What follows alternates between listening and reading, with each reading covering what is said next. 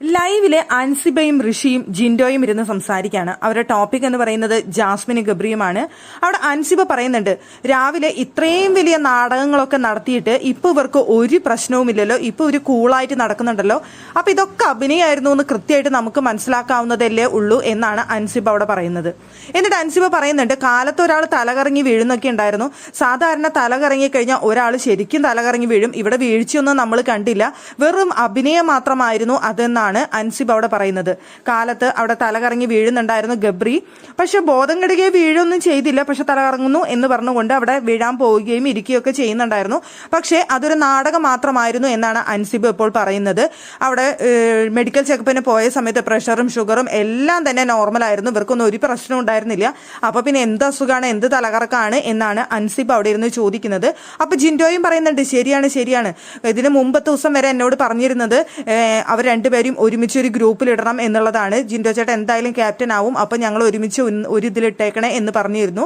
പക്ഷെ ഇന്ന് കാലത്ത് മാറി, ഭയങ്കര സെന്റിമെന്റൽ നാടകമായിരുന്നല്ലോ. അപ്പൊ ജിൻഡോ കേക്ക് എന്താണ് തോന്നുന്നതെന്ന് വെച്ച് കഴിഞ്ഞാൽ അങ്ങനെ ചെയ്തോളൂ എന്നാണ് പറഞ്ഞത്. രണ്ടുപേരും എൻ്റെ അടുത്ത് കുറെ നേരം സംസാരിച്ചു എന്നൊക്കെ ജിൻഡോ പറയുന്നുണ്ട്. ആ സമയത്ത് അൻസിബ പറയുന്നുണ്ട്, ജിൻഡോന്റെ ഡയലോഗ് കേട്ടിട്ട് പ്രേക്ഷകർ ഭയങ്കര കയ്യടിയായിരുന്നു എന്നാണ് അവിടെ പറയുന്നത്.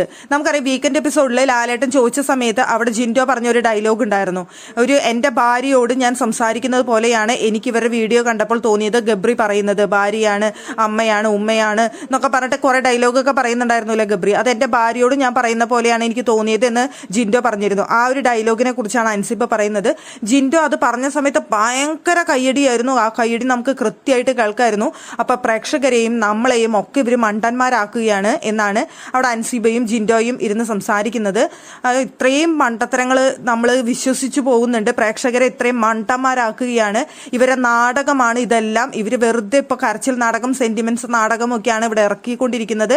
എന്തായാലും കാലത്ത് ഇത്രയും കരച്ചിൽ നാടകം, ഇത്രയും സെന്റിമെന്റ്സ് ഒക്കെ ഇവിടെ നടത്തിയിട്ട് ഇപ്പൊ ഒരു പ്രശ്നവും ഇല്ലാതെ അവർ നടക്കുന്നു. അപ്പൊ എന്തായിരുന്നു ഇവരുടെ പ്രോബ്ലം എന്നാണ് അൻസിബ അവിടെ ചോദ്യം ചെയ്യുന്നത്.